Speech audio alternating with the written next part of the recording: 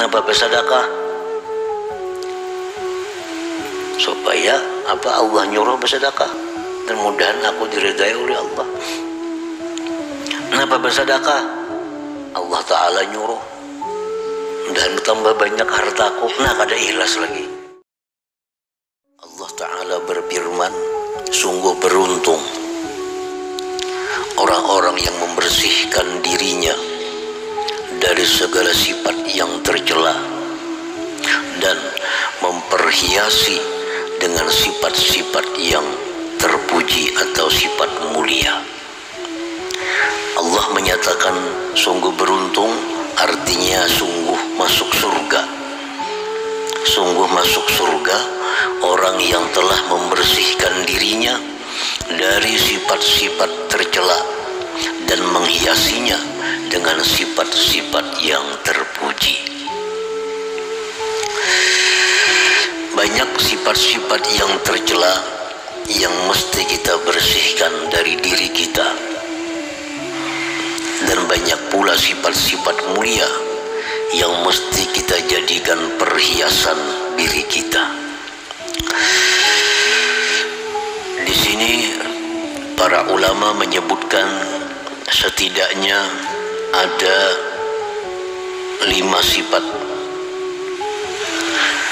yang tercela yang merupakan induknya.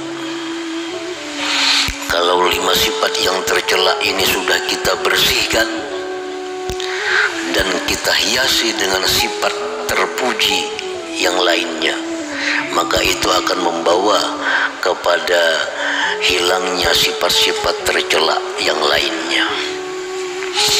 Pada yang lalu kita bicarakan bahwa diri kita mesti kita bersihkan daripada syirik. Diri kita wajib kita bersihkan daripada syirik, menyekutukan Allah, menyembah Tuhan lain selain Allah, atau menempatkan satu sifat Allah kepada makhluk Allah. Ini disebut adalah syirik. Itu wajib kita hapus, kita hilangkan dari diri kita ini. Syirik ini kadang-kadang tanpa kita sadari, tanpa kita sengaja, ternyata kita jatuh di dalam syirik. Ini yang membahayakan kita. Kita kadang-kadang mengatakan bahwa obat ini manjur, obat ini ampuh menyembuhkan sakit pinggang. Ucapan itu sampai masuk ke dalam hati kita. Sedikit pun kita tidak ingat kepada Allah. Ini sudah merupakan syirik. Sudah merupakan syirik. Nah, kita dengan lantang mengatakan bahwa obat ini manjur, obat ini menyembuhkan sakit perut. Ucapan itu sampai ke dalam hati kita. Kita tidak ingat bahwa yang sebenarnya menyembuhkan itu Allah. Yang ada dalam ucapan kita, yang ada dalam hati kita, obat inilah yang menyembuhkan. Nah, itu sudah masuk ke dalam syirik. Walaupun kadang-kadang itu tanpa kita sadari, tanpa kita sadari. Nah, hal-hal yang demikian itu mestinya jangan sampai ada lagi dalam diri kita. Begitu kita mengucapkan bahwa obat ini manjur, obat ini bisa menyembuhkan, tapi dalam hati kita tetap hakikatnya adalah Allah yang menyembuhkan. Biar di mulut kita obat bisa menyembuhkan, kada jadi masalah. Tetapi yang penting hati kita ingat waktu kita mengucap itu yang menyembuhkan Allah Subhanahu wa ta'ala. Nah, ini kadang-kadang hati kita lupa kepada Allah, sehingga mulut dan hati sama, obat bisa menyembuhkan. Nah, ini syirik kepada Allah Subhanahu wa ta'ala, tanpa kita sadari, tanpa kita ketahui. Makanya sangat penting kita amalkan doa Nabi yang beliau berikan kepada Abu Bakar, yang seringkali kita ucapkan. Karena doa ini gunanya untuk ini. Kita kadang-kadang menyadari bahwa kita sebenarnya musyrik dengan ucapan dan hati kita. Kalau kita ditanya orang, itu kita mudah. Obatnya menyembuhkanlah, kada obatnya sebab. Yang menyembuhkan Allah. Itu kalau kita dalam keadaan sadar.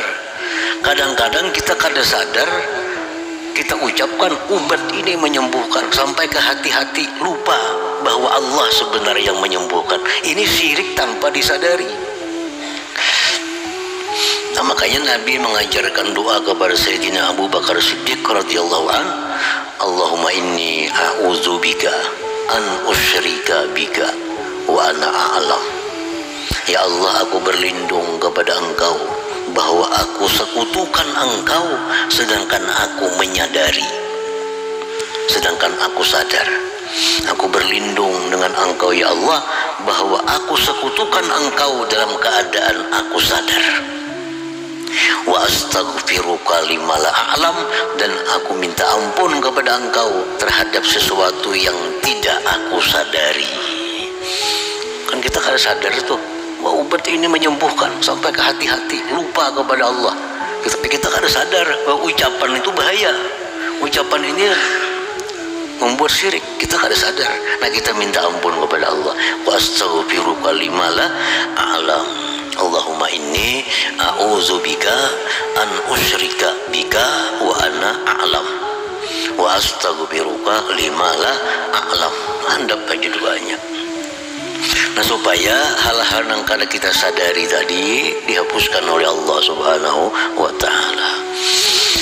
Nah, jadi kita bersihkan diri kita daripada syirik itu, baik yang kita sadar maupun yang kita kadang menyadarinya. Kita bersihkan syirik dihiasi dengan apa? Dengan tauhid. Kalau syirik artinya menyekutukan, tauhid artinya mengesahkan. Nah, jadi diri kita ini supaya kita berhias dengan tauhid, kita esahkan. Apa yang diesahkan? Satu, af'alnya, perbuatan-perbuatannya. Dua, yang kita esahkan sifat-sifatnya. Yang ketiga yang kita esahkan zatnya, zat Allah Subhanahu wa ta'ala. Nah, ini mesti jadi hiasan diri kita. Diri kita berhias tauhid af'al, diri kita berhias tauhid sifat, diri kita berhias tauhid zat. Apa arti tauhid af'al? Seperti contohnya la fa'ila illallah, tidak ada yang berbuat kecuali Allah. Ini tauhid af'al. Ini andaknya dalam hati. Ini urusan i'tiqad. Ilmu tauhid itu ilmu hati. Jadi dalam hati kita mentauhidkan af'al perbuatan Allah, sehingga hati kita mengatakan la fa'ila illallah, tidak ada yang bisa berbuat melainkan Allah. Tidak ada yang bisa melakukan apapun melainkan Allah. Nah, itu tauhid af'al. Sehingga apapun yang kita lihat di alam semesta ini, hati kita mentauhidkan bahwa semua itu adalah perbuatan Allah Subhanahu wa ta'ala. Nah, kalau itu sudah bertauhid af'al, diri kita sudah berhias dengan tauhid af'al. Itu kalau kita rinciakan banyak rinciannya. La raziqa illallah, tidak ada yang memberi rezeki kecuali Allah. La syafiya illallah, tidak ada yang menyembuhkan illallah kecuali Allah. La hafiza, tidak ada yang memelihara illallah kecuali Allah. La nasira, tidak ada yang menolong illallah kecuali Allah.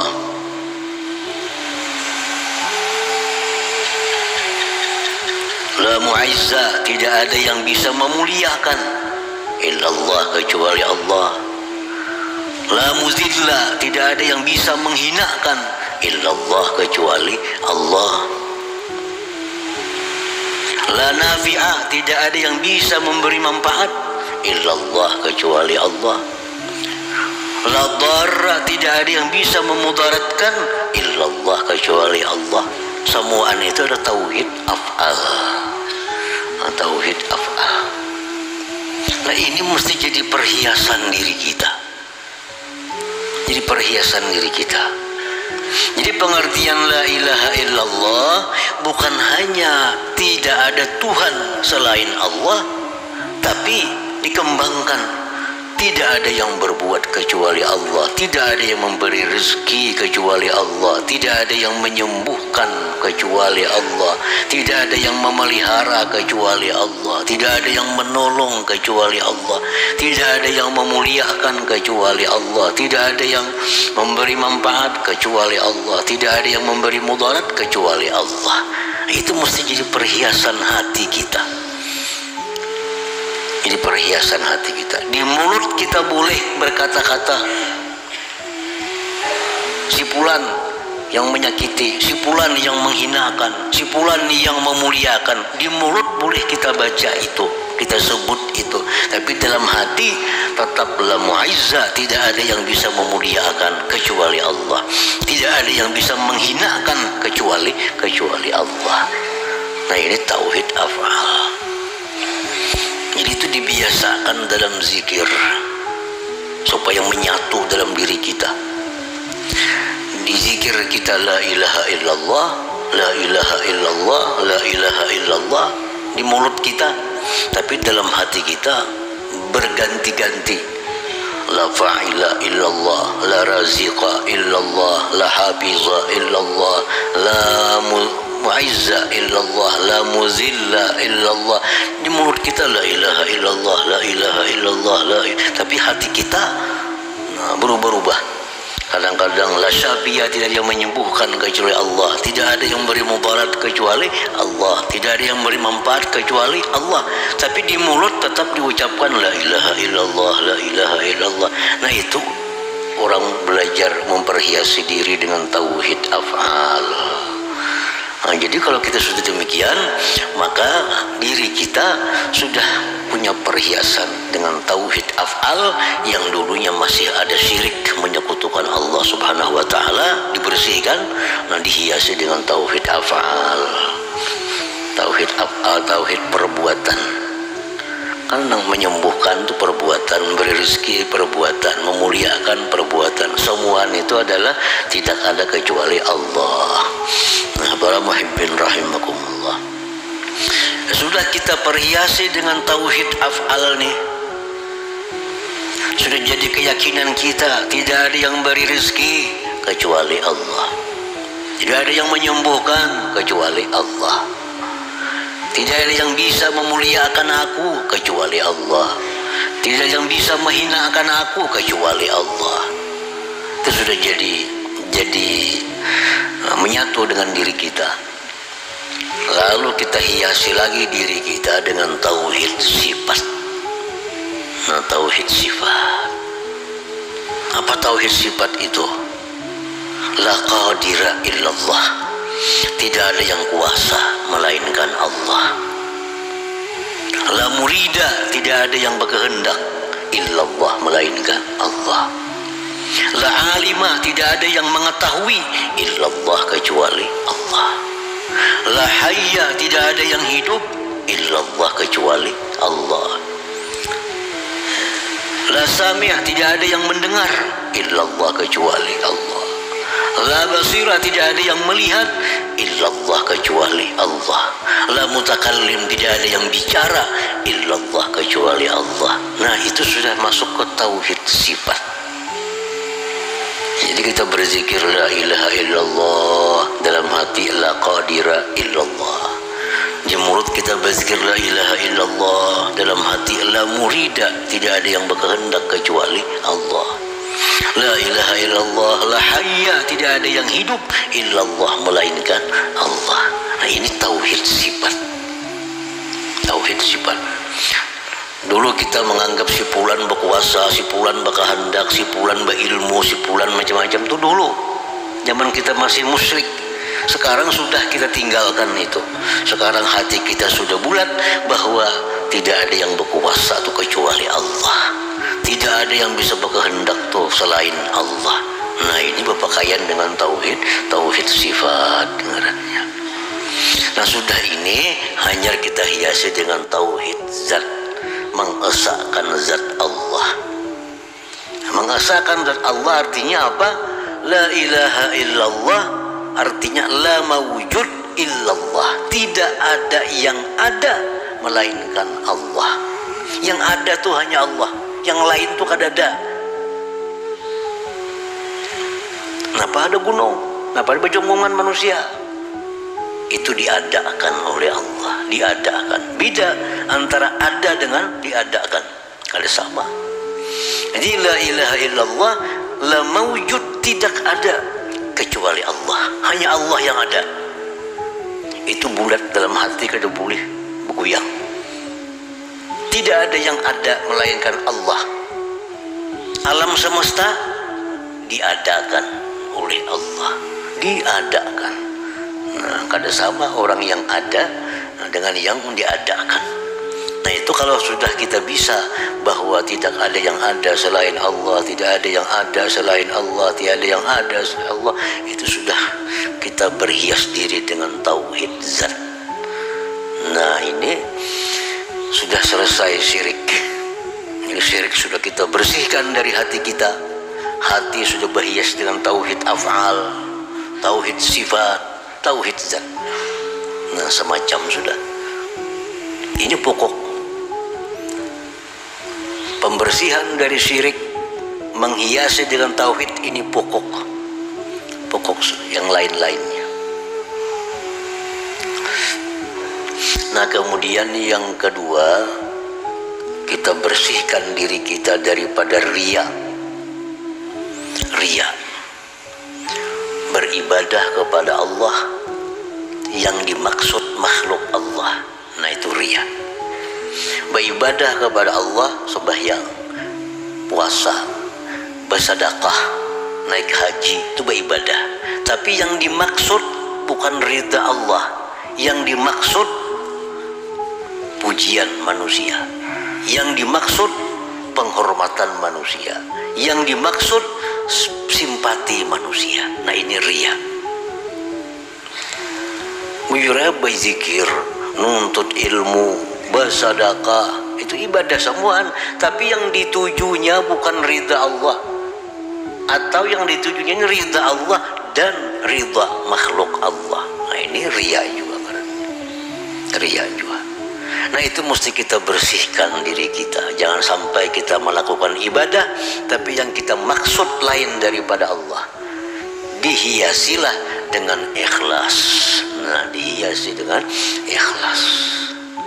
Dulunya kita beribadah tuh minta lihati orang, minta lihati manusia, minta pandang manusia, minta nilai manusia. Itu dulu sudah kita bersihkan itu. Kita hiasi dengan ikhlas. Hiasi dengan ikhlas. Ikhlas ada dua macam. Satu, ikhlas bil amal, ikhlas pada beramal. Ikhlas pada sembahyang, ikhlas pada puasa, ikhlas pada sedekah. Artinya apa? Menjunjung perintah Allah. Sembahyang menjunjung perintah Allah, puasa menjunjung perintah Allah, bersedekah menjunjung perintah Allah. Kada ada yang lain pada itu. Kada ada selajur, kada ada dandannya, kada ada. Kenapa bersedekah? Menjunjung perintah Allah, titik. Kenapa puasa? Menjunjung perintah Allah. Kada ada yang lain. Kadang-kadang orang puasa karena Allah, disuruh Tuhan, tapi hendak mengurusi awak selajur. Hendak mengurusi awak kalah makan. Lalu puasa. Ikhlaslah itu, kada ikhlas. Kenapa? Karena bergabung dua. Menjunjung perintah Allah, hendak mengurusi awak sebutingnya. Itu kada ikhlas. Jadi ibadah itu dilakukan mesti karena menjunjung perintah Allah. Nah itu ikhlas. Ikhlas bil amal ngarannya. Ikhlas bersedekah menjunjung perintah Allah, mudahan dinya katuju dua aku. Nah sedekahnya ikhlas lah kada. Kenapa? Karena menjunjung perintah Allah, lawan mudahan dinya katuju dua aku yang dibayar ini. Kada mau ikhlas lagi sedekahnya. Sedekah yang ikhlas itu dia berikan hartanya kepada orang lain semata-mata menjunjung perintah Allah. Ya Tuhan tasaddaku bersedekah, bersedekahlah karena menjunjung perintah Allah. Titik. Itu disebut ikhlas bil amal. Yang kedua, ikhlas bitalabil ajri. Ikhlas dalam menuntut ganjaran. Ikhlas dalam menuntut ganjaran.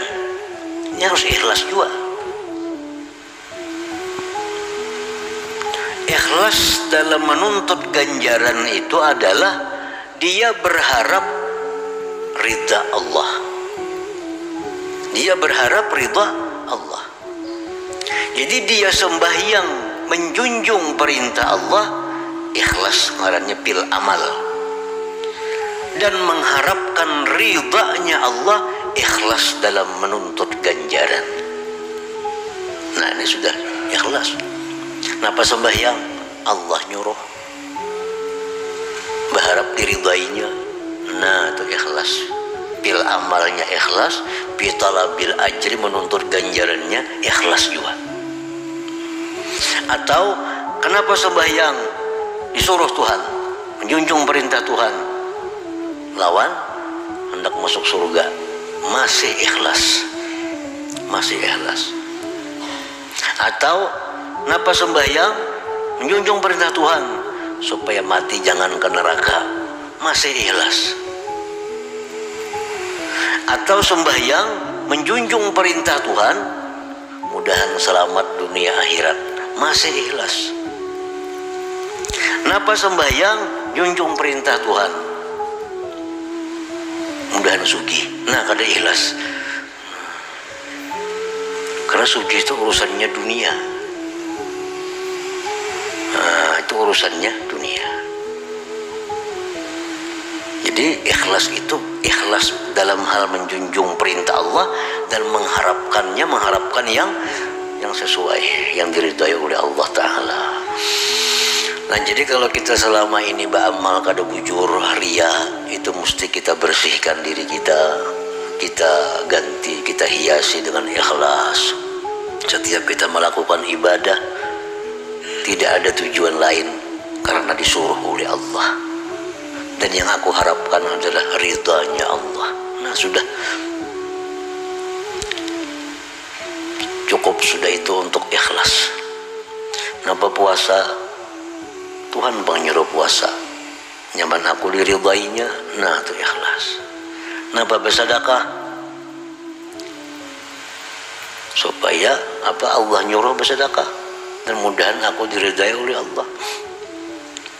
Kenapa bersedekah? Allah Ta'ala nyuruh, mudahan bertambah banyak hartaku. Nah kada ikhlas lagi, kada ikhlas lagi. Tak mudahan banyak hartaku itu. Tapi kalau kenapa bersedekah? Menjunjung perintah Allah dan mudahan berkah hartaku, itu masih ikhlas. Karena berkah ini kebaikan dunia akhirat, kebaikan dunia akhirat itu masih ikhlas. Jadi setiap tujuan yang akhirat murni atau tujuan dunia akhirat itu masih bisa ikhlas. Tapi kalau tujuan ini dunia semata, nah itu sudah kada ikhlas. Walaupun motivasinya menjunjung perintah Allah. Nah, gitu ikhlas bil amal, lawan ikhlas bitalabil ajri. Rancak orang hendak berjalan jauh membaca surah Yasin di rumah nih, keselamatan. Nah, baca surah Yasin disuruh Allah baca Yasin lewat Nabi SAW baca Yasin. Nah, pegang tujuan. Apa tujuannya baca Yasin? Kalau supaya selamat dari bala bencana, maka ini kada ikhlas. Tapi kalau selamat dunia akhirat, nah ikhlas. Orang anak umrah biasa berkumpul bagi Yasin dulu jar. Ikhlas dalam beramal karena Yasin disuruh Tuhan baca, lalu kita baca karena menjunjung perintah Allah. Yang kita harapkan apa dari baca surah Yasin? Mudahan selamatan dunia akhirat. Nah ikhlas itu. Tapi kalau mudahan selamatan dalam perjalanan sampai pulang ke rumah, itu kada ikhlas. Kada ikhlas dalam menuntut ganjaran artinya. Nah, para muhibbin rahimakumullah. Nah itu yang kedua. Yang ketiga, kita bersihkan diri kita daripada ujub. Ujub itu merasa seorang nang hebat. Kawas semalaman sembahyang 100 rakaat. Asa hebat. Kawas semalaman 100 rakaat sembahyang. Kada ingat bahwa itu pertolongan Allah. Kada ingat tuh pertolongan Allah. Sugih merasa pintar bang becari kalau sugih, aku ini cerdas kalau aku sugih. Kada ingat bahwa sugih itu ditolong oleh Allah. Itu ujub. Hancur orang ujub ini. Contoh kayak Karun. Nabi Musa, wahai Karun, ikam tu sugih disugihakan Tuhan.